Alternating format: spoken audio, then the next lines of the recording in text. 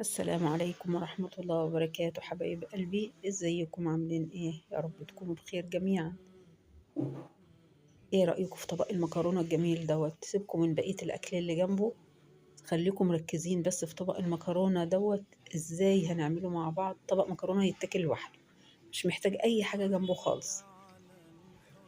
تعالوا نشوف، ندخل مطبخنا، نسمي بسم الله ونصلي على رسولنا الكريم عليه أفضل الصلاة والسلام، ونشوف احنا عملنا المكرونة الجميلة ديت ازاي.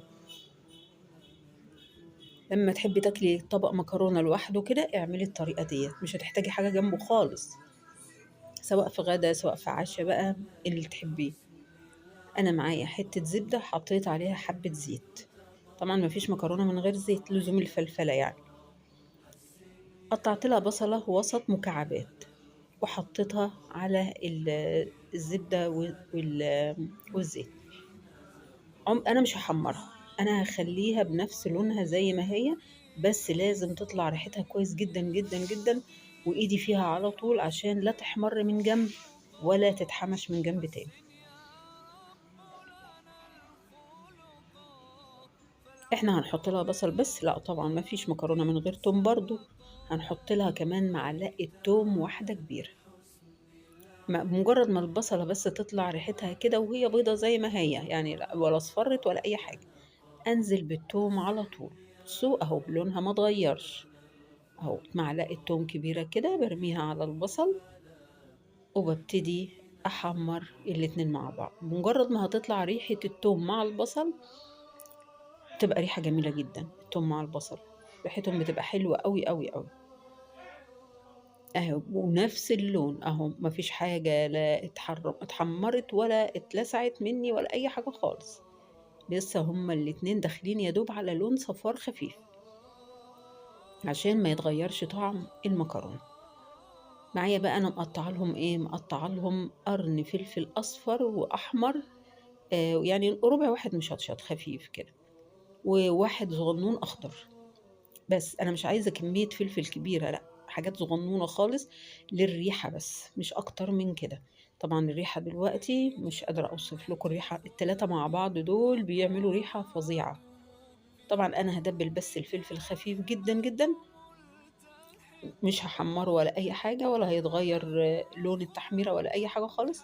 وهنزل بحوالي 3 معالق صلصة كبار،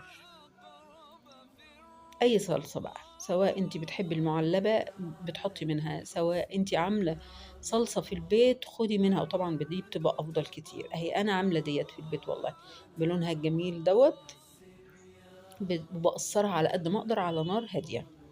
نزلت ب3 معالق كبار كده، بدوبهم في قلب البصل والثوم مع الفلفل كده، ومقطعة حوالي نص كيلو طماطم مكعبات. أيوة مكعبات، ما تخافوش مش هتلاقوا يعني المكعبات بتقابلكم والمكرونة بيضة، لا هتلاقوا المكرونة حمرا زي ما انتوا شفتوها كده في أول الفيديو. بس طعم في منتهى الجمال والله، طعم جميل جدا جدا جدا، هتحبوها، ولو جربتوها إن شاء الله هتعجبكم جدا، هتعجب أولادكم، بتحب الأطفال الصغيرين بيحبوها وبيتجننوا على طعمها.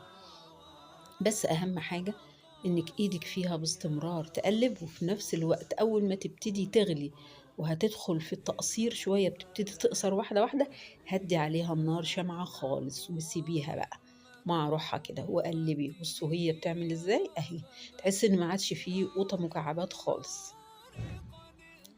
بصوا بتندمج خالص وبتصفى هي مع نفسها كده، وبتبتدي تعصر روحها بروحها، بس بيبقى لها طعم خطير. انا معايا بقى هنا ميه في قلبها الحله، في قلبها ميه اهيت، وحطيت لها الملح، وهنزل عليها بكيس ونص مكرونه، بس مكرونه مرمريه مش صغيره.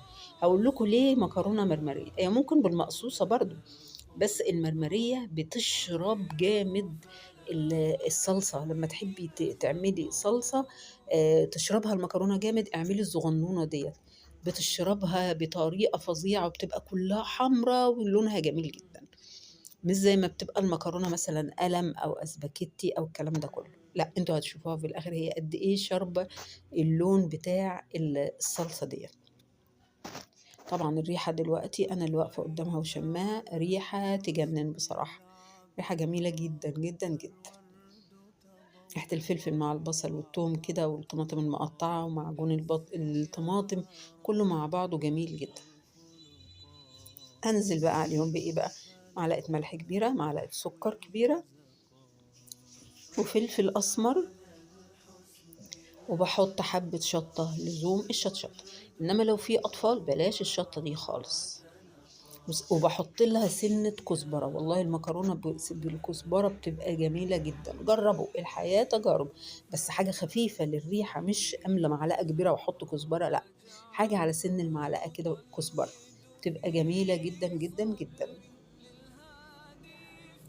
بس كده مكرونتي أنا ما خليتهاش استوت، يعني أنا منزلاها ناقصة سنة بسيطة جدا في السوا، يعني يا دوب هي هتكمل مع الصلصة.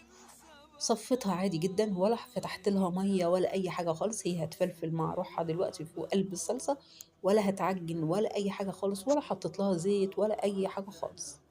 انتوا هتشوفوها دلوقتي بنفسكم. هي هتنزل في قلب الصلصه، هتبتدي تشرب من الصلصه، وفي نفس الوقت هتكمل سواها عادي. وهو مفيش يعني، انا مش هسيبها تاخد وقت كبير، لا، انا يا دوب مجرد ما هقلبها بس خلاص هتبقى كملت سواها على كده خلاص. ومش بغطيها، لا يمكن اغطيها، المكرونة ما تتغطاش. لو اتغطت يا جماعة وهي في قلب الصلصة والله بتلزق في بعضها ومش بتبقى حلوة. مهما كانت نوع المكرونة لازم تتساب مكشوفة شوية، وهتشرب بقى صلصتها وكل حاجتها ديت، وهيبقى لونها خطير.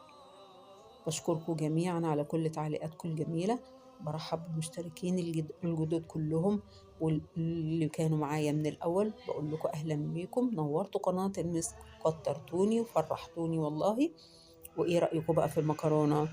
يا رب يكون عجبكم طبق المكرونة دوت. احنا بس عشان كان عندنا ضيف يومها، يعني حبينا نحييه. حطينا له فراخ مشوية كنا عاملينها على الفحم، وكان عندي بواقي كفتة برضو كانت على الفحم، طلعتها وسخنتها في قلب الفرن. لزوم الضيافة يعني، مش أكتر من كده. إنما المكرونة لوحدها تتاكل لوحدها، والله مش عايزة حاجة جنبها خالص. اهو طبق المكرونة اهو، عملنا جنبه سلطة بلدي من بتاعتنا العادية جدا. بصوا المكرونة بقى تحفة تحفة تحفة لوحدها والله، مش محتاجة أي حاجة جنبها خالص.